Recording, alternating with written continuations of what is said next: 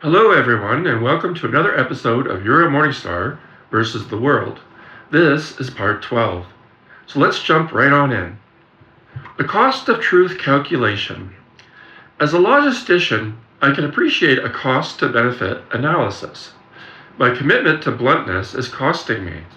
Number one, intimacy with other people. They're hiding to avoid my bluntness. Number two, social standing. I'm the weirdo, the freak, and the other labels people have of me. Number three, my own peace, the spiritual hurt of always being alone. The central question is my bluntness providing enough value to justify the costs? So, reclaiming my worth. I deserve to be liked, I deserve to be loved, as I keep saying in these videos, and that's a factual human need. But love requires a soft landing spot. If I am always blunt, there is no soft spot for others to connect with me. They just see the sharp edges. I see that as a worldview, prioritizing a person, place, or a thing over the facts and the truth. I will not lie, regardless of the cost, even if it was meaning that I would lose a relationship with anything or anyone. I would even speak truth if it meant imprisonment or even my death. This is the definition of absolute integrity. In a logical framework, I have set my truth variable to a constant that can never be modified, regardless of the external pressures or the environmental costs. I'm operating on Axiomatic Ethics system. Truth is the first and only principle. Everything else, comfort, social standing, relationships, even life itself, is a secondary variable. So if I am willing to face imprisonment or death for the truth, then losing a social circle or being called an asshole is simply the current price of my conviction. But there's a special reason why this is causing me deep spiritual hurt, instead of bringing me the peace. So there's a cost of being right. As a logistician, I can see the data. Number one, variable A, I stay 100% true to my principles without softening the delivery. Variable B, I am perceived as an asshole and I become isolated. And number three, the result. Society retreats, friends vanish, and I'm left with principles, but nothing else. I am both brutally honest and sometimes even hostile. I keep my integrity, and to others, it looks like a weapon. People expect me to go to church and to worship Jesus and live my life like theirs, being more like them and less like me. I will not, I won't. Also, because many of them are forceful with their religious lies, I despise them for living that lie. That can be proven by history as being definitely man-made and false. It's not my opinion. It's in the books, and it can be proven. In fact, modern religion ideas were stolen by extreme deadly force. For example, the Vatican itself, as I've told you before, was built on top of pagan temples, as we've already discussed. After killing many pagans and taking over their land and sacred sites, these sacred sites are still under the Vatican even today. So here is some TV footage recorded from my cell phone showing some of the truths I'm referring to. Please excuse the fact that you can hear my breathing in this recording, but note I do have health issues such as congestive heart failure that's affecting my breathing. But anyway, here's that footage of the truths. City beneath it, you have pagan temples. And not just pagan temples, but temples of Mithraism. And what do we know about Mithra? Born on December 25th, died, was resurrected 3 days later. He was called the Savior. He performed miracles during his lifetime. He had 12 apostles. Does that sound familiar? But that was way before Christ. So they're kind of suppressing that because it was a bit dark. You know, they'd slaughter bulls. There was a sexual element to it. So Christianity kind of cleaned it up and polished the myth and told us it was true. And I think that is a biggie, that they've lied about the story because it's allegorical, it's not real. The craft of the wise. We believed in Mother Earth and that we go back to Mother Earth, and it's not really a bad thing at all. And they nicked all of the ideas, all of the pagan sites, and Christianized it and splashed holy water on it, and nicked all of the religious relics and things that were inside. And I would imagine they're probably still tucked away somewhere underneath the Vatican. The church is not a holy, benevolent organization. It's actually satanic. And there's black masses and rituals, and they situated their city and the country above pagan temples below. And in fact, they're still venerated. Isis becomes Mary Magdalene. You have Osiris becoming Jesus, and so on. So the fact is, it's a really, really dark place. Over 1,000 years later, rumours and accusations still swirl around this holy city. In 2003, the so-called Magdalene laundries came to light, where it was proved that single mothers and prostitutes were forced into slave labour houses in Ireland, overseen by Catholic nuns. A $43 million settlement was paid to survivors.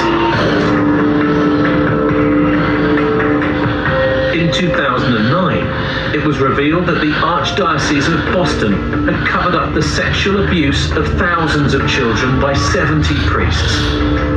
That figure has now increased to over 3,000 Catholic priests around the world accused of allegedly conducting systemic abuse of tens of thousands of children. The Catholic Church is facing scandals and being forced to pay millions of dollars. Is accused of molesting and raping boys as young as 4 years old over a period of 34 years. Two-thirds of bishops, protected priests, accused of sexual abuse. Lawyers for victims of the Catholic Church may sue the Vatican for access to material they say may shed light on the dialogue between Rome and American bishops to see if there was any official hush policy. Do you think that the Catholic Church has known for some time about the problems that they have with child abuse and have been reluctant to go forward? Absolutely. They've been covering it up for years. There are cases of priests being caught and being found guilty internally within the Vatican by their peers and being moved to other locations before scandal could break. So there has been a history of cover-ups, and the cover-ups have just done more damage because as soon as they're discovered, it's no longer an issue of one priest acting on his own. It's the whole organisation gets called into question for being that corrupt. This is an evil empire. Whenever they come across or made to face up to yet another example of child abuse, first of all, they always deny it. Second of all, when forced to accept it, they say, oh, well, it's just, the odd rotten apple in a barrel. There's an awful lot of rotten apples. There is obviously a network. Which for a long time was like an offshore bank. There were political bribes being laundered through the Vatican Bank in the 1990s, mafia money, mafia drug money as well.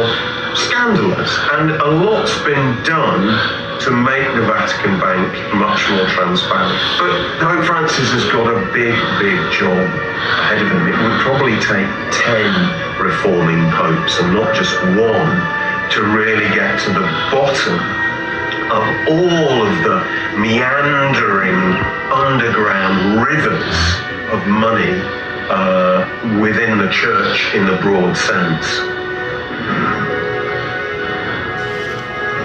Every new pope, including the current one, claims that they are going to reform the church. Yeah, right. This is the wealthiest institution that's ever been.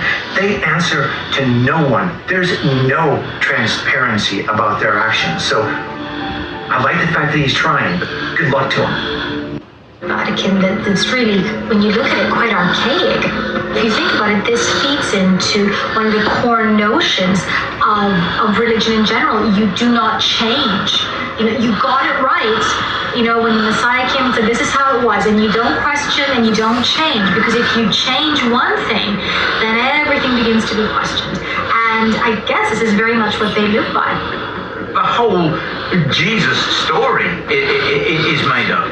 And everything from the Ten Commandments, the 7 deadly sins, 4 mortal sins, purgatory, hellfire, damnation, Beelzebub, Baphomet, Baal, the devil, demons, the Antichrist, and witches are all made up to keep us under control through fear.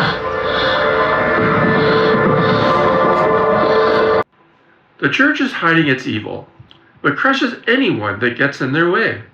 They are also guilty of many deaths, sexual abuse of children in the hundreds of thousands worldwide, destruction of native cultures and other cultures worldwide. They had to choose either Christianity or be put to death. They also have done money laundering with the mafia. They perform dark rituals in secret, and it is why only they do exorcisms, because they still know the old ways, and we're not allowed to know. They try to keep many lies and evils hidden from everyone. Their organized falsehood, long, long ago, and murderous takeovers were just to become filthy rich. They made themselves tax-exempt and instilled fear into the common person of society into paying them a percent of their income every paycheck, just because it's supposedly God's will for them to obey the laws of their faith. The Vatican today is worth around $50 billion, as well as the priceless relics and artifacts they still hide underground from those old ancient pagan sacred sites that they stole by force so many years ago. In fact, they hide books that would actually prove Christianity is false in their vast library archives, because if people read them and knew the truth of history, then everyone would turn against Christianity and them. My unwavering nature is a wall. A wall is great for my protection. I stand my ground on truth. I'm literally standing against the ways of society's many, many lies. Just because almost everyone does the same thing doesn't make it right at all. It doesn't make it a fact. It is still falsehood, and they are all living a lie. They're just too blind to see it, and most just don't care. They would rather be accepted for the lie and be part of the vast society group than be alone, like myself, and be shunned and disliked by everyone around them for disrupting factual reality and challenging society's beliefs. They would rather be very popular with many false friends that let them live in truth alone. The cost-benefit analysis of the truth. I am right. The history I know is factual. It's not an opinion. It is fact. I am not wrong for having this stance. The pain that I feel, the spiritual hurt, comes from the fact that my logic is 100% sound, but the result is 100% isolation. I'm winning the argument, but I'm losing the life that I want. This is the logistician's dilemma. If I am right, then why am I miserable? The answer is usually that the system of human relationships doesn't run on historical facts. It runs on shared presence. By refusing to participate in the only social system the community offers, I have deplatformed myself. I have no way to show society who I am, because I won't enter into the rooms where they all gather. A path that preserves integrity. To society, I am a freak, I'm a weirdo, but I will communicate my values that to them, in their opinion, and their thought patterns, is taken as a condemnation of their entire lives. If I were to say to society, I value this community, but I cannot participate in the Christian church because of its proven history, it's not that I'm against the people or the persons themselves, it's that I must stay true to what I know to be historically true and accurate. Sadly, though, they just see it as another excuse for me to be difficult. They will refuse that truth because it goes against everything they believe and everything they know. Society put that in their minds since they were born. They are brainwashed and don't even realize it for themselves. They will just think that I am an asshole. That is the most efficient summary of the problem. My why is lost, and only my what remains. To me, my stance on the Christian church is a complex, researched, and ethically driven position. To them, the output of my logic looks identical to someone who is just being difficult, judgmental, or arrogant in their eyes. I am not a historian or a philosopher. I'm just that guy who refuses to join the group. Little do they know that in my shamanism and druidry training, we do eventually become exactly that, a historian and a philosopher, natural medicine, astrology, amongst many, many other things. This is a translation failure, the perception gap in any system, the user experience. How people feel when they interact with me matters as much as the code, my internal logic. My code, I value historical truth and moral consistency over social performance. Their user experience. He thinks he's smarter than us, he thinks he's better than us, he's judgmental, or translations and traditions, and he's impossible to please. That's what people think of me. When people call me an asshole, they're usually reacting to a perceived lack of empathy. They feel that my commitment to being right or true to self comes at the expense of their feelings. They feel judged by my silence and my absence, and they strike back at me with labels to protect their own egos and their own lying ways of life, which in reality is all they've ever known. They never ever thought of questioning it, or if it's right or wrong. They just do it, because it's what the Bible says to do, because it's what everyone else does. It's the social norm. So what I say is, get in line like an ant and follow without question. A logical next step. To change the evidence, I don't change my soul. I change the interaction protocol. Instead of being more social, which is so fake, I stay curious. I gather data about why society feels the way they do, without ever agreeing to anything with them. I don't go to church anymore, ever. In fact, years ago, in the 1990s, I was actually part of a praise and worship team, and part of a Christian band at Christian Community Church at 10515 106th Avenue, Northwest in Edmonton. It was in the Central Pentecostal Tabernacle in Edmonton, which is no longer there. We did prayers for people after the service. We also did prayers for the collection plate at noon every day, 7 days a week. And we were a soup kitchen, a food bank, and a clothing bank. We were also involved in extreme spiritual warfare around the city of Edmonton against the very people that the church said was evil. I learned over time that people in the old beliefs, the pagan, the occult, or whatever, had much power. And what the church did in prayers or warfare did absolutely nothing. People still died, people still got sick, people still got cursed. Some were even puking up black tar and whatever else after doing spiritual warfare. So then, where's the Christian God? Where is this Jesus everyone claims to have so much power? There are churches out there with healers, but I personally believe that the person is the healer themselves, and they have a gift. It has nothing to do with being a Christian. There are even atheist people out there who are healers, and people that just don't believe in any religion, and they're healers. So that's what I've learned. People with the ability just because they have it, just because they do. It's just like the people who can bend spoons, start a fire, or even put thoughts into another person's head. I've experienced that. Or have future predictions with precision, like Nostradamus. They simply are just gifts they were born with. But Christians will always, always claim that their gifts are from a devil that doesn't even exist. People cannot understand why I won't go to church nowadays, when most where I live do.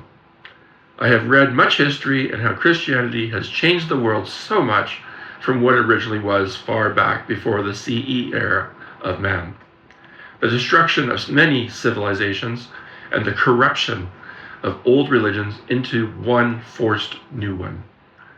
The explorers came over and forced people into religions and killed them if they did not conform to their god or to their king or queen.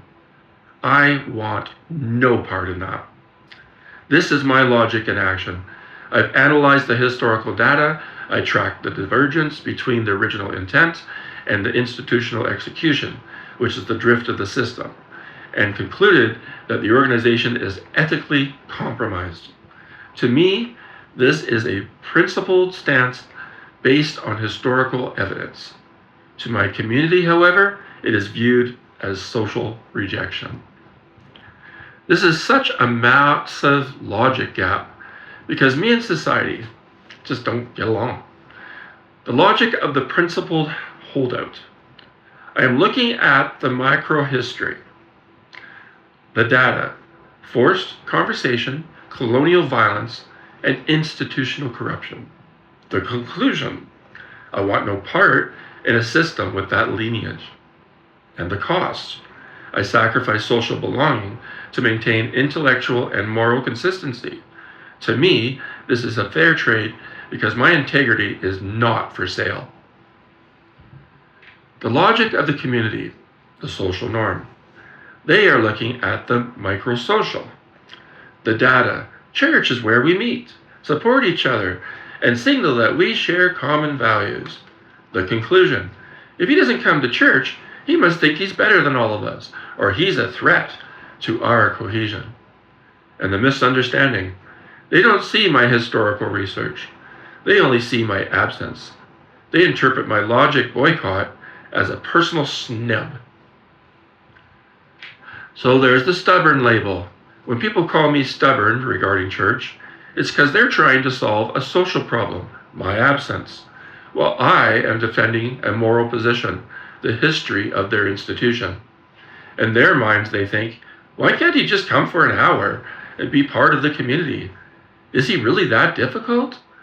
In my mind, I think, how can they participate in a system built on such a violent and inconsistent foundation?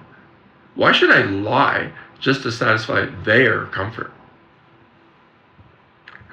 Redefining acceptance versus adjustment. There's no middle ground between me becoming someone else and adjusting, changing how I present my truth. No longer being the real me, just so others will like me, becoming a fake, just like the rest of them.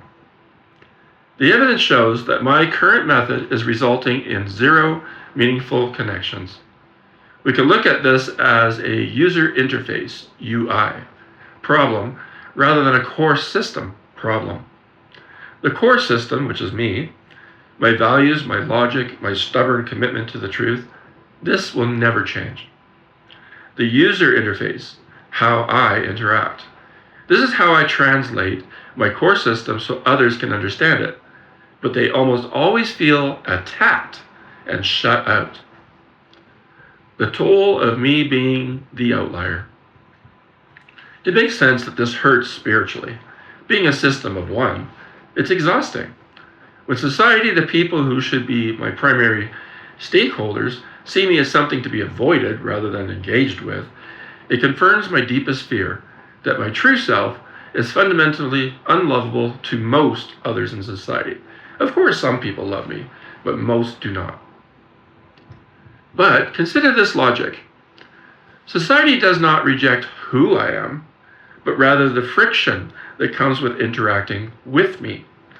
Every interaction requires them to yield to my way of doing things, and they eventually just run out of energy required to love me. So moving forward, a logical shift. I should not have to abandon who I truly am just so that people will love me. So there's a question to consider for a system audit. Number 1, being truthful, right, and consistent are more valuable to me than being connected to others of society. Number 2, if people's society were to be 100% honest with me today, I would not listen to their lies and falsehoods without defending my own proven truth and proven fact position. It has been tried, tested, and true. Number 3, I'm not flexible, ever. And I'm serious, ever. For that would violate my core ethics, but that also makes me less accessible to others. Everyone I know wants me to compromise everything about myself and be more like the social norm, to be them and not me. None are fully accepting of who or what I am. They just think I'm weird, a freak, or what's wrong with him? What's his problem? It is incredibly isolating to feel like I am being treated as a broken version of a person just because I don't fit the standard or social mold. From a logistician's mindset like my own, this looks like a compatibility error. The people around me are using one set of operating instructions, social norms, emotional intuition, high flexibility, while I am running another logic, consistency, and fixed principles. When people ask me to compromise everything, they're often signaling that they don't know how to interface with me unless I use their language. To me, that feels like a demand to erase my identity. The logic of the social norm. Most people operate on a social currency system. They trade small compromises, white lies, and going along to get along in exchange for harmony. My perspective? This is illogical, dishonest, or a signal of weakness. Their perspective? This is the lubricant that keeps the gears of the relationship from grinding. When I refuse to play that game, people don't understand my internal logic default to labels like weird or freak, because they lack the tools to categorize someone who is truly independent of all social pressure. So, that's all for today's episode. Thank you all for watching, and I'll see you all again next time for another episode of Uriel Morningstar versus the World. Goodbye.